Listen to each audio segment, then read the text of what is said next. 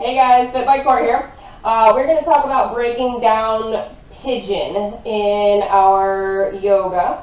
A good deep hip flexor, piriformis, lots of things going on in pigeon. We really need to focus on keeping it safe though. Again, all the things that I've seen in classes, I want to make sure that we really start to break down and put those pieces together the right way, so that you're getting that flexibility, but we're keeping the knees and the hips nice and safe. That hip, right, rotates all the way around, but the knee is just that hinge. So we want to make sure that we set everything up safely through here so that we're keeping those knees nice and safe.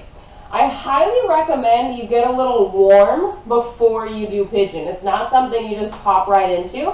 So if you're watching this and you're completely cold and haven't done any exercise, maybe do a few flows, maybe a few jumping jacks, whatever it is, just get the body moving so that you can be a little bit warmer before you go into that pigeon, okay? A lot of times we start from our down dog to get into pigeon, so that's where I'm gonna go this morning, bringing it from your down dog. So right here, we usually inhale the left leg high, and then exhale, take the left knee to the left wrist, and we start with this left heel towards the right hip, right? It is more important that we keep the hips parallel with the earth than it is to get deeper down into it. So we can support ourselves here if we need to with a block. We can even actually grab that other block and show you. We can take 2 blocks on either side, right? So that we're supporting ourselves here if we need to be up a little higher. Another way you can do it is you can slide that block underneath the hip and support yourself here. Excuse me. Again, like I said, the depth will come later. Eventually, once we start to be able to slide down into it a little bit further, my right hip needs to stay rotated towards the earth. A lot of times we see this in class, right? Breaking down, falling over to that side.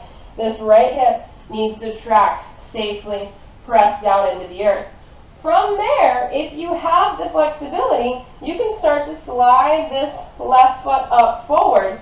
Again, as long as the right hip can stay squared to the earth. And then you can maybe lower elbows to a block or elbows to the earth, or even slide all the way into it and melt the heart to the mat.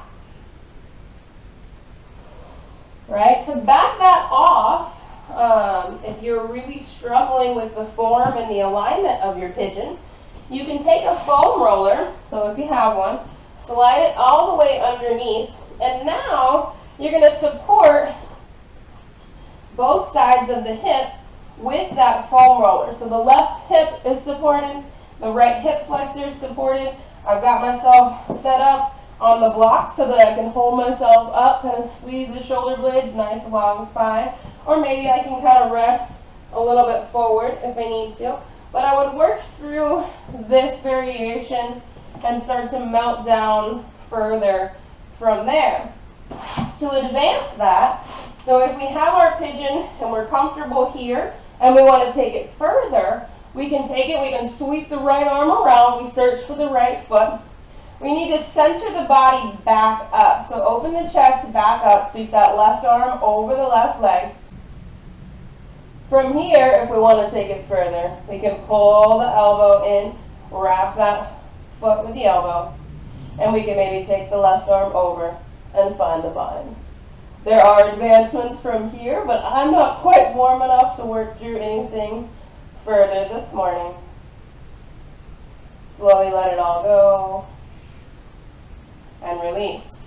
If that is too much for you and you're just not there yet, but you want to work towards your pigeon, figure 4 is a great way to start to lead towards that similar stretch area. So we take the left ankle over the right thigh and we pull through and release, right? That's also a little bit safer variation for the knees. So if pigeon is just too much on the knees, you can always drop back into your figure 4, even if you're in the middle of a class. If you don't want to come crazy all the way around, you can just do it right here. And then that way you can kind of stay with the flow of the class, but find your own safe modification. Again, that was Pigeon. A little breakdown, modifications one way, modifications the other way. Hopefully that gives you a little more insight as to what you're doing with that asana. Thanks so much, guys. Have a great one.